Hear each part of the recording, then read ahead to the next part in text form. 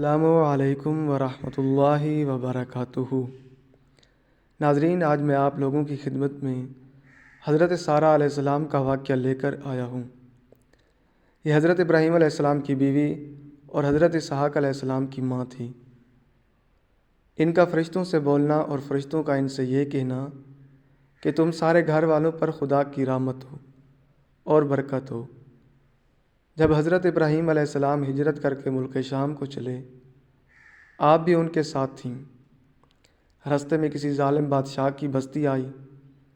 اس کم بخت سے کسی نے جا کر کہا کہ تیری علمداری میں ایک خوبصورت عورت آئی ہے۔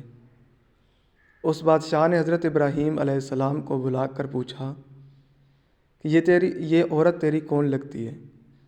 آپ علیہ السلام نے کہا، یہ میرے دین کی بہن ہے۔ بیوی اس لیے نہیں کہا کہ وہ آپ کو خاوند سمجھ کر شہید کر دیتا۔ جب وہاں سے لوٹ کر آئے تو حضرت سارہ علیہ السلام سے کہا کہ میری بات جھوٹی مت کر دینا، اور ویسے تم دین میں میری بہن ہی ہو۔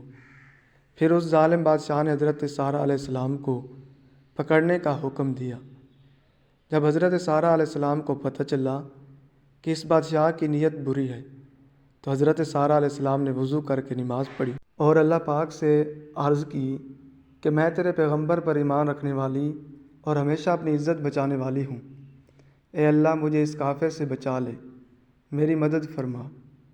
تو اللہ پاک نے اس ظالم بادشاہ کی صورت کو بگاڑ دیا۔ پھر وہ معافی مانگنے لگا اور خوشامد کرنے لگا اور کہا، بی بی اللہ سے دعا کرو میں اچھا ہو جاؤں، میں تمہیں کچھ نہیں کہوں گا۔ آپ کو یہ خیال آیا، کہا کہ اگر مر گیا تو لوگ یہ کہیں گے اسی عورت نے مارا ہے۔ تو آپ نے اس کے اچھے ہونے کے لیے دعا کر دی تو وہ فوراً اچھا ہو گیا، اور پھر شرارت کا ارادہ کیا۔ آپ نے پھر بد دعا کر دی۔ اس ظالم بادشاہ نے پھر منت سماجت کی۔ آپ نے پھر دعا کر دی۔ 3 بار ایسا ہی واقعہ ہوا۔ آخر چلا کر یہ کہنے لگا، تم کس بلا کو میرے پاس لے آئے ہو؟ اس کو رہا کرو۔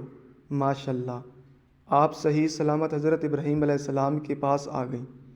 میری پیاری بہنوں، دیکھا آپ نے پارسائی کیسی برکت کی چیز ہے۔ ایسے آدمی کی اللہ پاک کس طرح نگہبانی کرتا ہے۔ اور یہ بھی معلوم ہوا کہ نماز سے مصیبت ٹلتی ہے اور دعا قبول ہوتی ہے۔ جب کوئی پریشانی ہو تو نفلوں میں لگ جایا کرو اور دعا کیا کرو۔ ناظرین، امید ہے کہ یہ معلومات آپ کو اچھی لگی ہوگی۔